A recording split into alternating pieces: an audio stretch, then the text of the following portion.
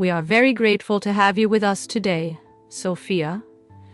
Oh, we know you had a deeply impactful near-death experience, and we would like you to share a bit of that story with our audience.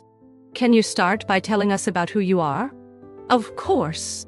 I am Sophia Lawson. I am 42 years old and work as a pediatric nurse in Chicago.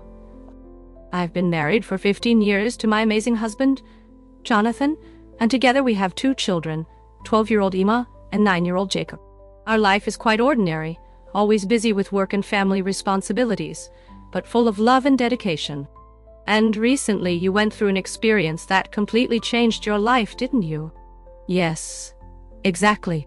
About 3 months ago I experienced something that doctors called a near-death experience. It was the most profound and transformative experience I've ever had. It changed everything. Can you explain what happened that night? It was a Tuesday, and I had just finished my shift at the hospital. I was exhausted, but eager to get home and have dinner with my family. The last thing I remember is stopping at a red light very close to home, just a kilometer away. Then, everything went blank. And what happened from there? According to witnesses and the police report, a drunk driver ran the red light and hit my car hard on the driver's side. The impact was so violent that it destroyed my car, and I was trapped unconscious and bleeding heavily. I imagine how terrifying it must have been. What was the next moment you remember? Mulda. It's the feeling of floating. It was as if I were outside my body, light without any pain. I could see everything from above. The wrecked cars, the ambulance lights arriving, and the paramedics trying to get me out of the wreckage. That sounds like an out-of-body experience. Is that how you describe it?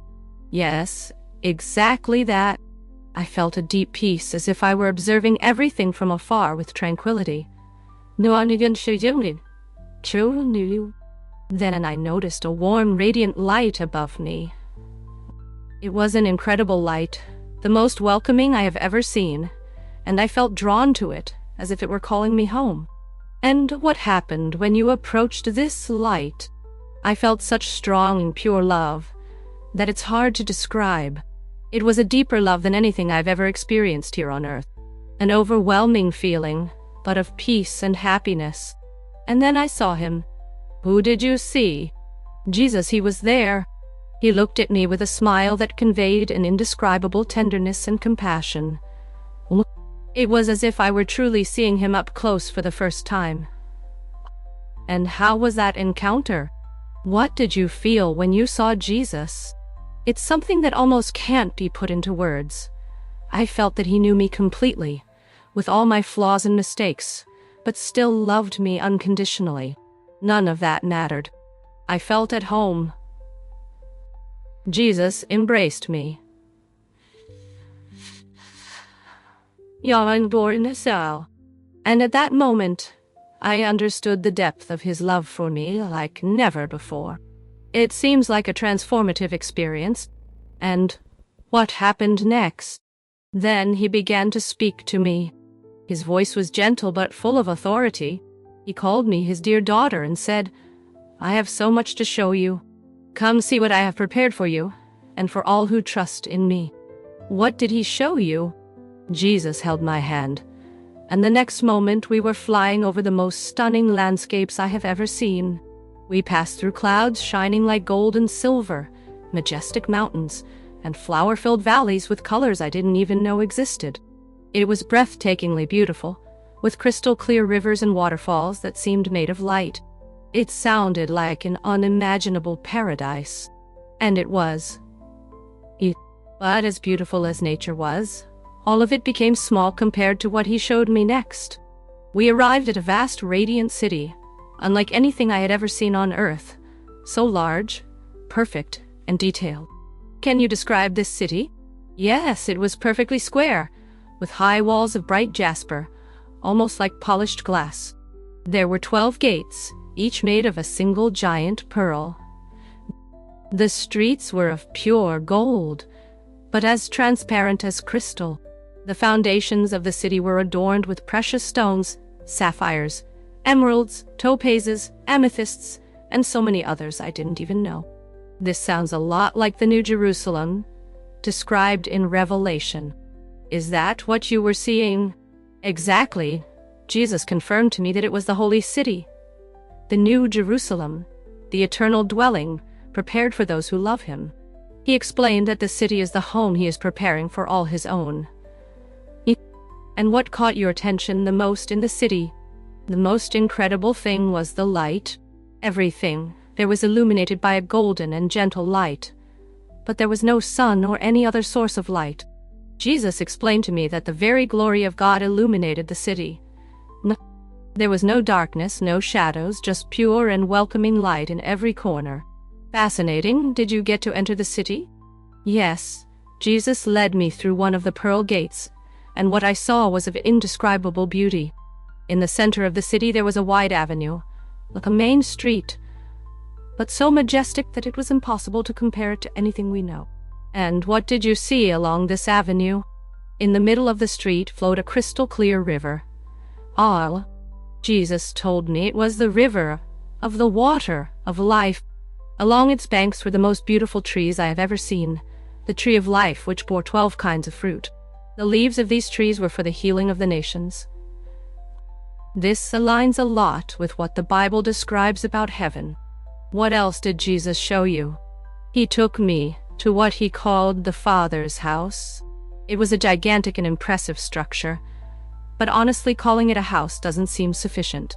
It was more like a huge complex of palaces, stretching as far as the eye could see in all directions. Can you describe a bit more about this building? Of course, the architecture was something I had never seen here on Earth. It seemed both familiar and completely out of this world. There were majestic towers, spacious courtyards, and an infinity of rooms and corridors.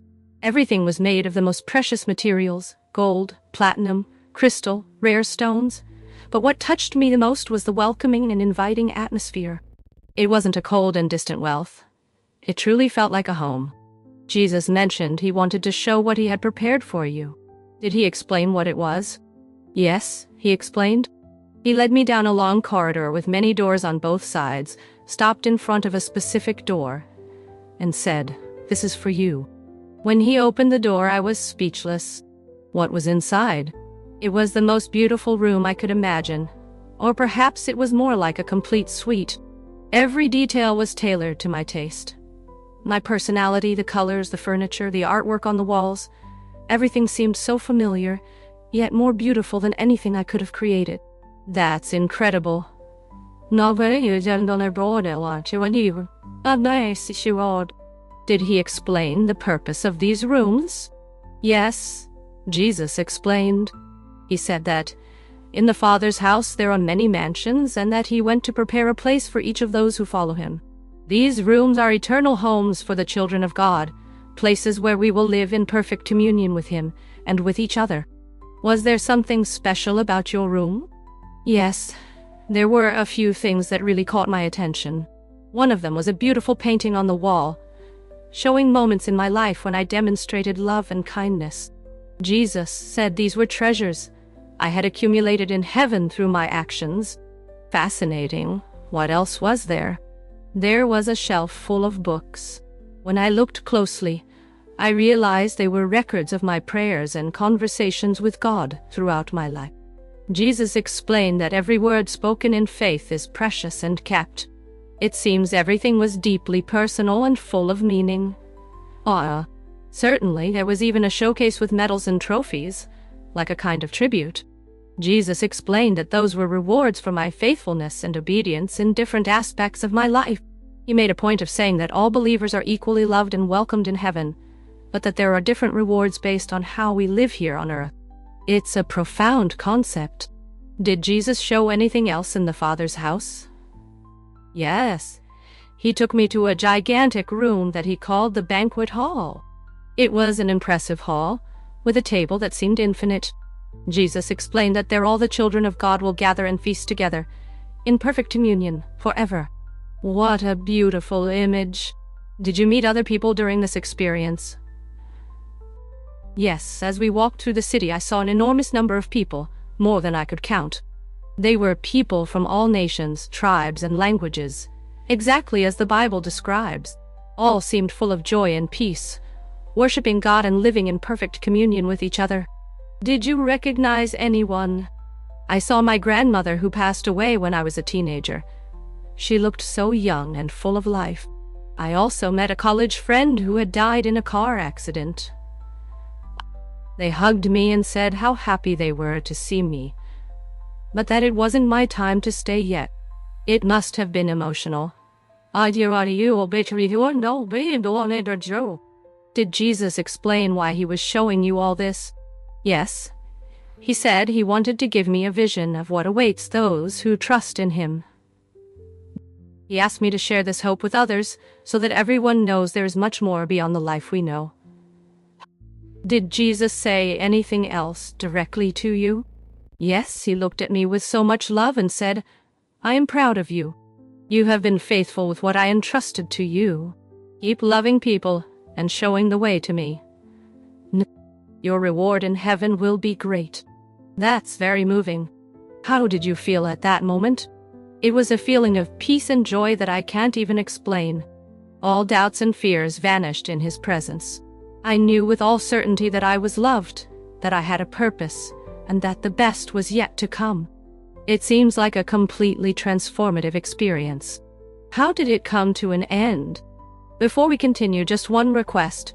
Please subscribe to our channel. It really helps us keep going. Jesus looked at me and said, It's not your time yet. Before continuing, just one request. Subscribe to the channel. This helps us a lot to continue. You have more work to do for me on earth. Remember what you saw and share it with others. Then he gave me a hug, and suddenly I felt like I was being pulled back to your body. Yes, the next thing I remember was intense pain and bright lights around me. I could hear voices around me, excited and urgent. I had been in a coma for 3 days and was returning to consciousness in the ICU. It must have been a big shock to return to physical reality. Certainly, part of me didn't want to leave the deep peace and joy I experienced there. I also felt a new sense of purpose and mission for my life here on Earth. How has this experience changed you? In every way you can imagine. I came to see life and death in a completely new way. I am no longer afraid of death. I know what awaits me on the other side. But at the same time, I value each day we have here much more. Every moment has become precious. Has this had an impact on your faith? Certainly. My faith has been strengthened like never before. Believing in heaven and eternal life is one thing. Experiencing a bit of it is another. Now I know, without a shadow of a doubt, that Jesus is real. That his love for us is indescribable. And that he is preparing a wonderful future for all who trust in him. I'm sure many will be touched by your testimony. I would like to delve deeper into some of the details of what you saw and experienced. You mentioned the New Jerusalem. Can you tell us more about the scale and grandeur of the city? Of course. The city was immense, beyond what the mind can comprehend. Jesus explained to me that it was 200-kilometer long, wide and high, forming a perfect cube. Imagine a city that goes from New York to Denver, and rising the same distance in height. The scale is simply unimaginable. That's impressive. Did you manage to notice the organization of the city? Yes, a little. Despite being gigantic, everything seemed organized and easy to navigate. There were beautiful parks and gardens scattered everywhere.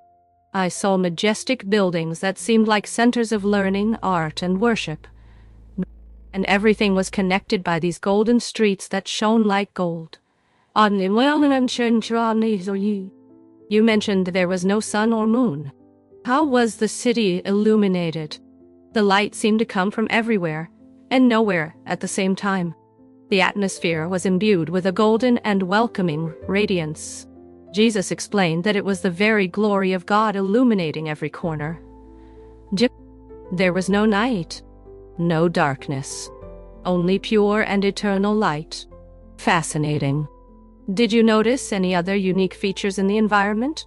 What caught my attention the most was the perfect temperature. It wasn't hot or cold, just pleasant and comfortable. The air was so pure and refreshing, and everything around me seemed full of life. Plants, water, even the objects seemed alive. It was as if everything was immersed in the presence of God. You mentioned seeing many people. Can you tell us more about that? Of course. The city was full of people. More than I could count. I saw people from all nations, tribes, and ages, all wearing white and radiant robes. They all seemed so healthy and full of life. There was no disease or disability, no signs of aging. Did you have any interaction beyond your grandmother and your friend? Yes. I briefly spoke with several people. What struck me the most was the joy and love that emanated from everyone. There was no fear, distrust, nor that awkwardness we sometimes have here. Just genuine happiness in meeting and connecting with each other. It sounds wonderful. Did you see people engaging in any particular activity? Yes. I saw people in all kinds of activities. There were groups gathered in what seemed like study sessions or conversation, others creating beautiful works of art and music. I also saw people taking care of the gardens and parks, but everything was done with joyful purpose. It seemed more like an expression of creativity and service than work. You mentioned music. What was the music like in heaven? It was indescribable. There was a constant melody throughout the city, like a celestial symphony that never ended. I heard choirs singing in perfect harmony, instruments I had never heard before, and even what seemed like the very elements of nature joining in the music. It was as if all creation was in continuous praise. It sounds absolutely fascinating. You previously talked about rewards in heaven. Can you tell us more about what Jesus showed you? Jesus explained that while salvation is a free gift we receive by faith, the rewards in heaven are linked to how we live here on earth. He showed me a ceremony where believers received crowns and other honors from him. But the most interesting thing was seeing that everyone who received these rewards placed them at Jesus' feet in worship, acknowledging that any good in them came from him. That's a very touching image. Did Jesus talk about the kind of actions on earth that lead to these rewards? Yes, he emphasized that it's not the big public gestures that count, but the small acts of love, kindness, and faithfulness, those that often no one sees. He showed me people being rewarded for things like patiently caring for a sick family member, helping those in need anonymously, and remaining faithful in prayer, even when there seemed to be no answer. It's comforting to know that even small acts of obedience are valued.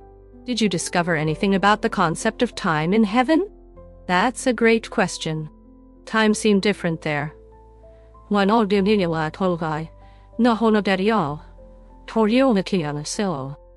was no rush, no urgency, but there was also no boredom or wasted moments. Jesus explained that in eternity, we will have unlimited time to explore, learn, create, and deepen our relationship with God and others. Fascinating to think about. You mentioned learning and growing. Does that mean we don't know everything instantly in heaven? Exactly, we don't become omniscient. Jesus showed me that heaven is a place of continuous discovery and enchantment. There are libraries with all kinds of knowledge to explore, new skills to learn, and an infinite depth in God's character to discover. He told me that throughout eternity we will grow in understanding his love and the wonders of his creation. This really challenges the idea that heaven would be something static and perhaps even monotonous. Did you get an idea of what the day-to-day life of those in heaven is like? It's hard to translate into earthly terms because it's quite different from what we live here. In heaven, there is a perfect balance between rest and activity, between pursuing what we love and engaging with the community. I saw people enjoying deep relationships, participating in inspiring conversations, and collaborating on creative projects. And in everything, there was a constant sense of God's presence and an attitude of continuous worship. It seems like a perfect reflection of how we were originally made to live. Did Jesus show anything about the new earth mentioned in the Bible? He took me to a place he called the observation room in the Father's house. It was like a large observatory with windows overlooking the most spectacular landscapes I've ever seen. Jesus explained that this was the renewed earth, in some ways familiar, but perfect, free from the effects of sin and destruction. On the destruction. Can you describe what this new earth was like? It was stunning. I saw vast and untouched forests, lakes and rivers so crystal clear, majestic mountains and valleys covered in green. The colors were more vibrant than anything we have on our current earth. The animal kingdom was at peace, lions lying down with lambs. As Isaiah prophesied, there was no pollution, decay, or any sign of death. What an incredible image! Did Jesus mention anything about our role on this new earth? Yes, he said. We will have the joy of exploring and caring for this renewed creation. He talked about adventures and discoveries that are beyond what we can imagine now. But he emphasized that, although the new earth is wonderful, our greatest joy will always be our relationship with God. That's really profound. Now I'm curious. Did Jesus say anything about the judgment the Bible mentions? Yes, and it was one of the most serious parts of my experience. He showed me a great white throne, with all humanity gathered before it. I saw that each person's life was examined, every thought, word, and action exposed. For those who trusted in Christ, their sins were covered by his blood. But for those who rejected him, it was a frightening scene to face judgment without that protection. It must have been difficult to watch. Did Jesus mention anything about hell or eternal separation from God? Yes, and it was heartbreaking. He showed me a place of complete darkness and despair, totally separated from the presence of God. He explained that this was never his desire for anyone, but that he respects the free will he gave humanity. Those who choose to reject his offer of salvation are ultimately choosing this separation. It's a heavy theme. How has this experience impacted you? It gave me a much greater urgency to share the gospel, seeing the reality of eternal separation from God. Made me understand how crucial it is for people to understand the choice they are making in this life. It made me much more courageous in speaking about my faith and inviting others to know Jesus. What a powerful motivation, changing direction a bit. Did you learn anything about the role of angels in heaven? Yes, I saw many angels during my experience, and it seemed that each had a specific role. Some were in worship, while others seemed like messengers or guardians. Jesus explained that angels are created beings, different from us, who serve God and help fulfill his purposes, both in heaven and on earth. Interesting. Did you have any direct interaction with them? Yes, I had a few brief interactions. They were incredibly beautiful and powerful, but also humble, completely focused on glorifying God. An angel told me about how they rejoice every time a sinner repents and turns to God. How interesting. Now, a question. Did you see or learn anything about how heaven relates to our prayers here on earth? Yes. This was one of the most impressive parts Jesus showed me. He took me to an area he called the incense room. It was a place filled with golden bowls. And Jesus explained that these bowls contained the prayers of God's people on earth. Paul. I could see the prayers rising like incense before the throne. This really showed how much God values and responds to our prayers. What a wonderful image. Did you have any insight into how God answers prayers? Jesus showed me that every sincere prayer is heard and answered, although not always in the way we expect. Sometimes the answer is yes, other times, no, and sometimes wait. But he assured me that God always responds with perfect love and wisdom, even when we cannot understand his answer. That is very comforting. You mentioned before about the rooms or mansions prepared for believers. Can you tell us more about that? Of course. Jesus led me down a long hallway with several doors. He explained that each door led to a personalized place for each believer. When he opened the door to my room, I was speechless. It was a space that perfectly reflected my personality and everything that brings me joy. Can you describe a little more what the room was like? It was spacious and full of light, just as I love. The colors were my favorites, so soft in blue and green. There was a cozy corner for reading with shelves full of books. I saw a piano, other musical instruments, art materials, and even a telescope to observe the stars. Everything I love was there, but in an enhanced version beyond what I could imagine here on earth. It sounds incredible. Did Jesus say anything about how these rooms were prepared? Yes, he explained that he knows us deeply and creates these spaces to reflect our unique personalities and the desires of our hearts. But he also said that the rooms grow and change as our relationship with him evolves.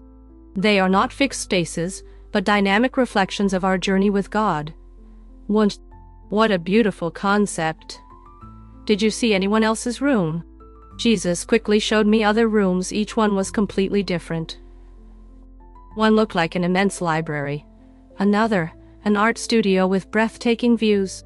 He explained that in heaven we will have the opportunity to explore and develop all the gifts and interests he has given us, without any limitation. That is exciting to imagine.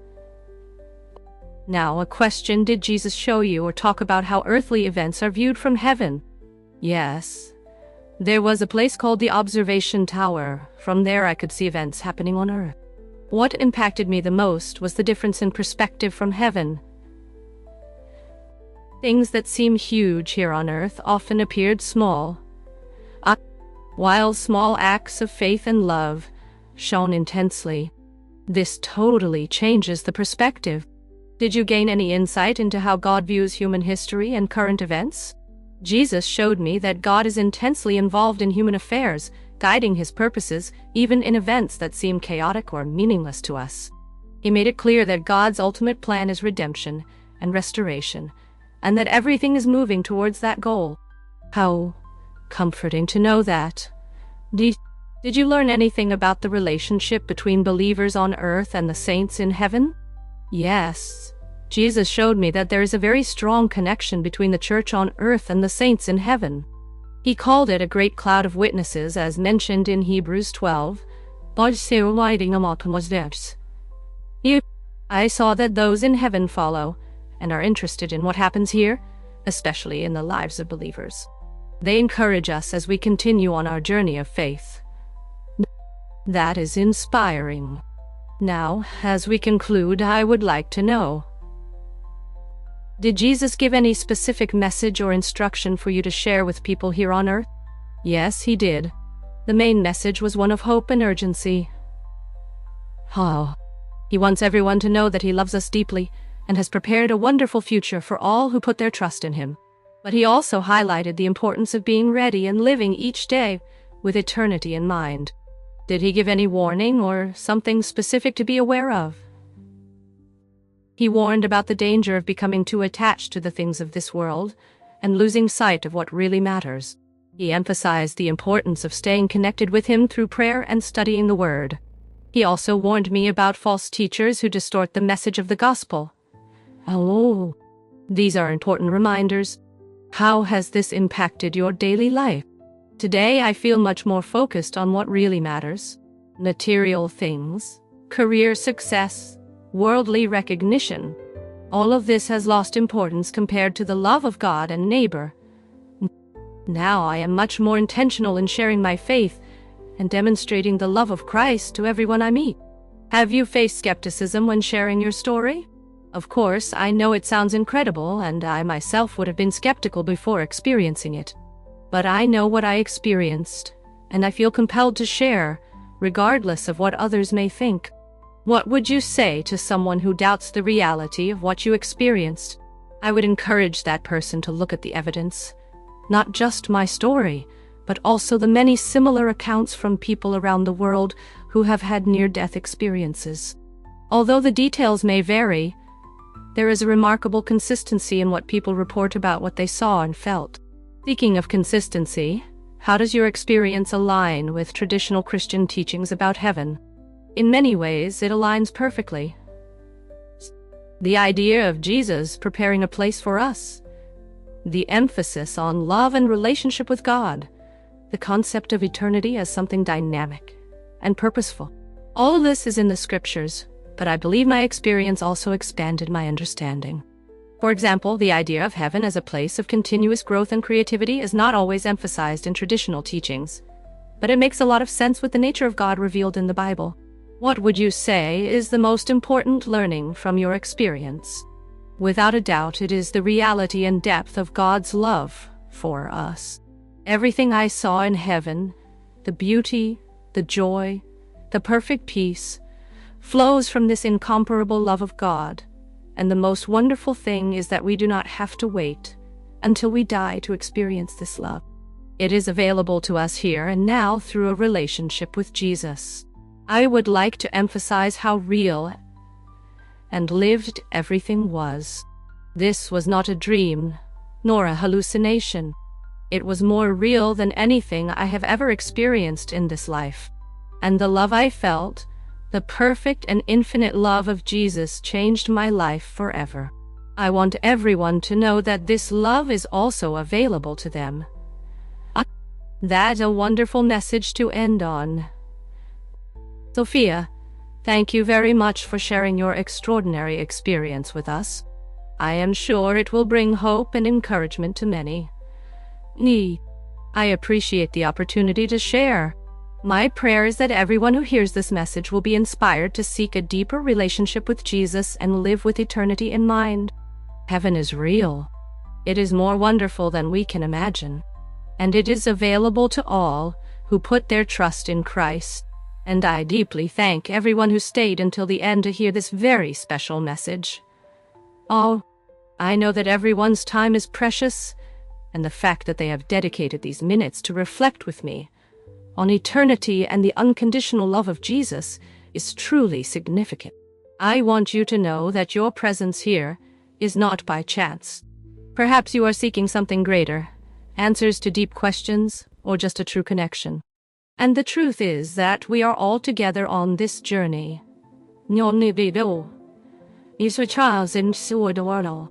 Seeking meaning, purpose, and a life worth living. You are part of this community that supports each other, seeks the truth, and shares what really matters. If this testimony touched your heart, I want to invite you to continue with us. There is much more to explore, and each video brings new stories and lessons that can help us live with more faith, peace, and joy.